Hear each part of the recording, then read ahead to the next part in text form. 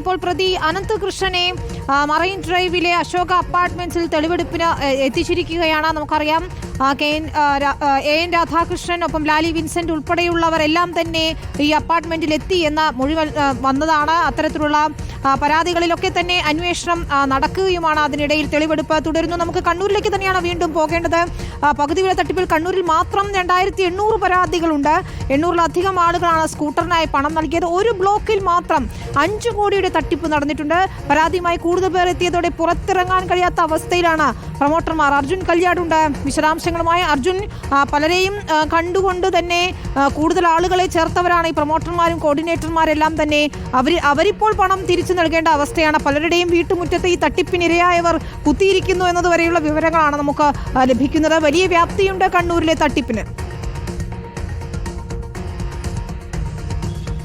തീർച്ചയായിട്ടും വിനീത, അതായത് 1, 2 അല്ലെങ്കിൽ 100, 1000 അല്ല, 2800-ലധികം പരാതികൾ കണ്ണൂരിൽ വിവിധ ഇടങ്ങളിലായി ഇപ്പോൾ തന്നെ എത്തിയിട്ടുണ്ട്. അതിലും അധികം പേർ പരാതി പറയാതെ നിൽക്കുന്നുണ്ട് എന്നുള്ളതാണ് നമുക്ക് ഈ ഘട്ടത്തിൽ പറയാൻ വേണ്ടി കഴിയുക. എന്തായാലും ജനപ്രതിനിധികളുടെയും അതുപോലെ തന്നെ പ്രാദേശികമായിട്ടുള്ള വിവിധ രാഷ്ട്രീയ പാർട്ടികളും അതുപോലെ തന്നെ പഞ്ചായത്തിൻ്റെ ഭരണസമിതി അംഗങ്ങൾ ഇവരുടെയൊക്കെ മുഖം ഉപയോഗിച്ചുകൊണ്ട് നടത്തിയിട്ടുള്ള ഒരു വ്യാപകമായ തട്ടിപ്പാണ്.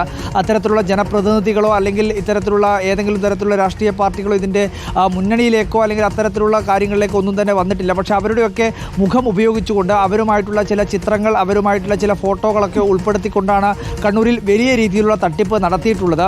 എന്തായാലും ഇതുമായി ബന്ധപ്പെട്ടുകൊണ്ട് വ്യാപകമായ രീതിയിലുള്ള പരാതി ഉയരുന്നു. 2800-ലധികം പേർ ഇപ്പോൾ തന്നെ പരാതി നൽകിയിട്ടുണ്ട്. അതിലേറ്റവും പ്രധാനമായിട്ടുള്ളത് ഇരിക്കൂർ ബ്ലോക്കിൽ, അതായത് ഈ സീഡ് സൊസൈറ്റി, ഇരിക്കൂറിലുള്ള സീഡ് സൊസൈറ്റിയുടെ കീഴിൽ മാത്രം 850 പേർ അല്ലെങ്കിൽ 800-ന് മുകളിൽ, 850-നും 800-നും ഇടയിലുള്ള ആൾക്കാർ ഇത്തരത്തിൽ 2 വീലറിന് സ്കൂട്ടറിന് വേണ്ടി പണം നൽകിയിട്ടുണ്ട്. 60,000 രൂപ വെച്ച് നൽകിയിട്ടുണ്ട്. അങ്ങനെ കണക്ക് കൂട്ടിയാൽ തന്നെ അത് 5 കോടിയിലധികം രൂപയോളം തന്നെ ആ ഇനത്തിൽ മാത്രം തട്ടിപ്പ് നടന്നിട്ടുണ്ട് എന്നുള്ളതാണ് മനസ്സിലാക്കുന്നത്. അതിന് പുറമെയാണ് ഇത്തരത്തിൽ ചില കാര്യങ്ങൾ, അതായത് ഈ ഹോം അപ്ലയൻസസും അതുപോലെ തന്നെ ചില ലാപ്ടോപ്പ് തുടങ്ങിയിട്ടുള്ള കാര്യങ്ങൾക്കെല്ലാം പണം വാങ്ങിയിട്ടുമുള്ളത്. എന്നാലും വ്യാപകമായ പരാതിയാണ് കണ്ണൂരിൽ ഉയരുന്നത്. ഇതുമായി ബന്ധപ്പെട്ടുകൊണ്ടുള്ള അന്വേഷണം നടക്കുന്നുണ്ട്. വിവിധ സ്റ്റേഷനുകളിൽ പോലീസ് കേസ് രജിസ്റ്റർ ചെയ്തിട്ടുണ്ട്. ആ കേസിന്റെ ഭാഗമായി അനന്തകൃഷ്ണനും ആനന്ദകുമാറും അതിന് പുറമെ ഈ പറയുന്ന ഇതിന്റെ ഡയറക്ടർ ബോർഡ് അംഗങ്ങൾ ഉൾപ്പെടെയുള്ളവർ ഇതിന്റെ ഭാഗമായി ഉൾച്ചേർന്നിട്ടുമുണ്ട്. വിനീത, ശരി, അർജുൻ കല്യാടാണ് വിശദാംശങ്ങൾ നൽകിയത്.